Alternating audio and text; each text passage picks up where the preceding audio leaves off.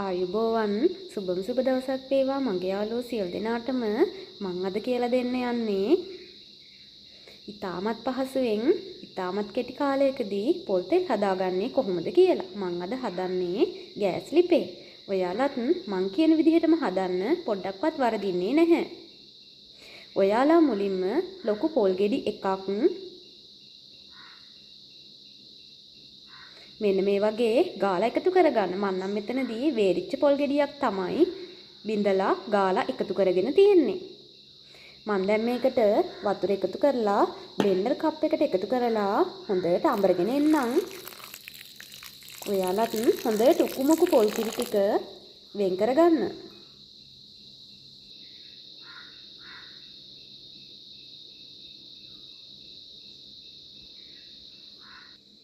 ඔන්න මම දැන් බ්ලෙන්ඩර් කරගෙන ආව පොල් ටික හොඳට උකුමුකු පොල් කිරි ටික වෙන් කරලා හොඳට අත් දෙකෙන්ම මිරිකලා මේ ටික වෙනම භාජනයකට එකතු කරගන්න ඔයාලා.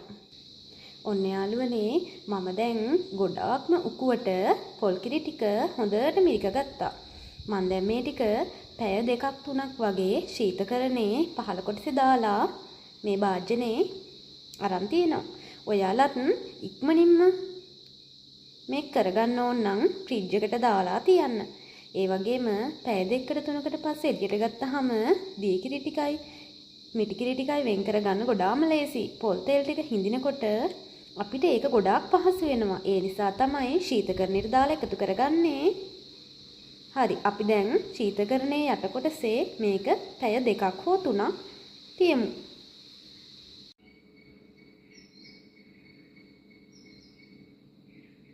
මේ බලන්න යාළුවනේ මම දැන් පොල් කිරි ටික ෆ්‍රිජ් එකෙන් එළියට ගත්තා. ඔයාලට පේනව නේද?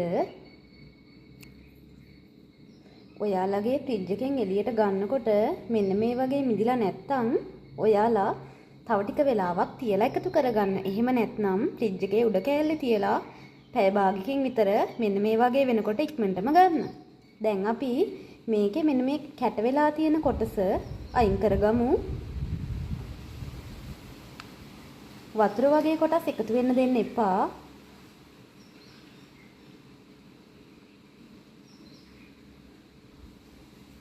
භාජනයට එකතු කරගන්න. මේ බලන්න යාළුවනේ ඔයාලට පේනව නේද? කැට වෙලා තිබුණ ටික මම වෙනම භාජනයකට එකතු කරගත්තා. ඔයාලත් මෙන්න මේ වගේ එකතු කරගෙන දැන් අපි මේක ලිපේ තියලා අඩුමඩු ගින්දරේ හැඳිගමු. ඔන්න යාළුවනේ මම දැන් ලිප ඔන් කරගත්තා. අපි දැන් අඩු ගින්දරේ මේ ටික ලිපේ තියාගෙන හැන්දකින් හොඳට කවලම් කරගමු.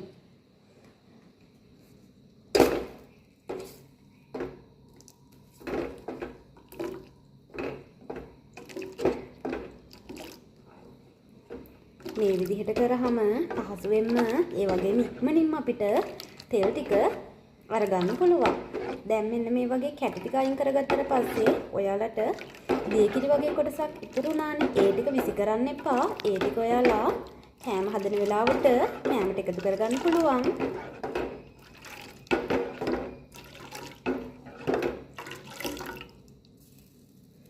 චුට්ටක් උතුරන්න තියලා ඊට පස්සේ හොඳට කවලම් කරගමු.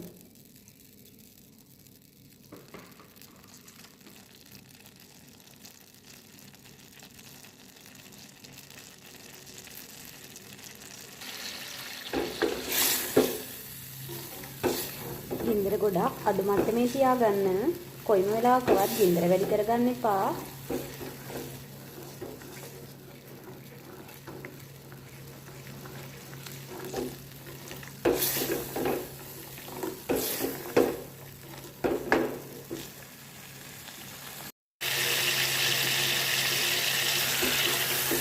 පොල් කිරි ටික ලිපේ තියලා හරියට විනාඩි 15කට පස්සේ තමයි මේ ඔයාලට පේනව නේද භාජනයේ වටේට මෙන්න මේ වගේ පොල් තෙල් යාන්තමින් නිදීගෙන එනවා. මේ බලන්න ඔයාලට පේනව නේද මේ පොල් කෑලි වගේ එන්නේ. අන්න පොල් තෙල් ටික වෙන් වෙලා මෙන්න පොල් කෑලි ටික තමයි ඒ තියෙන්නේ. අපි තව ටික වෙලාවක් මේ විදිහටම තියාගෙන පොල් තෙල් ටික වෙන් කරගමු. විනාඩි 10ක් වගේ තියාගෙන අපි පොල් තෙල් ටික පෙරලා එකතු කරගමු. පොල් තෙල් ටික හොඳට කළු කරගන්න කැමති අය වැඩි වෙලාවක් ලිපේ තියාගන්න. සුදු පාටට ගන්න කැමති අය මෙන්න මේ වගේ මට්ටමට ආවට පස්සේ තව විනාඩි 10ක් තියලා මේ ටික පෙරලා එකතු කරගන්න.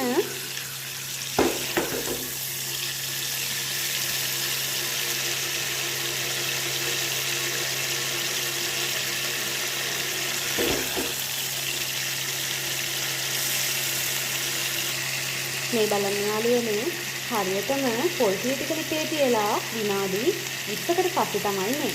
ඔයාලට පේනව නේද? තෙල් ටික හොඳට බේරිලා මේ බලන්න පොල් කෑලි ටික වෙනම පෙරා ගන්න පුළුවන් මට්ටමට ඇවිල්ලා තියෙන්නේ. මෙන්න මේ වෙලාවේදී හොඳට පෙරලා පිරිසිදු බෝතලයකට එකතු කරගන්න පුළුවන්. විනාඩි 20ක් වගේ පුංචි කාලයයි ගියේ. ඒ වගේම මම ගෑස් ලිපේ තමයි මේ ටික පොල් තෙල් ටික හදාගත්තේ. ඔයාලට පොල් ගෙඩි 5ක් වගේ එකතු කරගත්තොත් පොල් තෙල් බෝතලයක් වගේ හදාගන්න පුළුවන්. මගේ යාළුවොත් මං කිව්ව විදිහටම හදලා බලන්න. චුට්ටක්වත් වරදින්නේ නැහැ. ඔන්න මං දැන් ලිප ඕෆ් කරගන්නවා.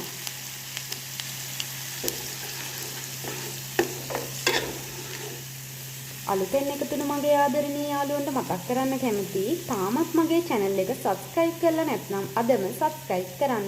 ඒ වගේම තමයි ළඟම තියෙන bell icon එක click කරන්නත් අමතක කරන්න එපා. එහෙනම් මගේ යාළුවනේ නැවතත් අලුත් දවසකින් අලුත් වීඩියෝ එකකින් හමු වෙන තුරු මගේ යාළුවෝ සියලු දෙනාටම සුබ දවසක් වේවා. මගේ යාළුවෝ මෙන්න මේ විදිහටම හදලා like කරන්නත් comments කරන්නත් අමතක කරන්න එපා. පොඩ්ඩක් කොහොම ඉන්න මම මේ ටික පෙරලා අරගෙන පෙන්නන්නම්. මේ බලන්න යාළුවනේ ඔයාලට පේනව නේද මං හිඳගත්ත පොල් තෙල් ටික තමයි මේ. බොහොම චූටි ප්‍රමාණයක් තමයි තියෙන්නේ. ඒ වුණාට වැඩියෙන් පොල් ගෙඩි ටිකක් එකතු කරගත්තා නම් මීට වඩා ලොකු ප්‍රමාණයක් හදාගන්න පුළුවන්. මගේ යාළුවොත් මං කිව්ව විදිහටම හදලා බලන්න චුට්ටක්වත් වරදින්නේ නැහැ. එහෙනම් මගේ යාළුවනේ නැවතත් අලුත් දවසකින් හම්බ වෙනතුරු ඔයාලා සියලු දෙනාටම සුබ දවසක් වේවා. ගිහින් එන්නම්.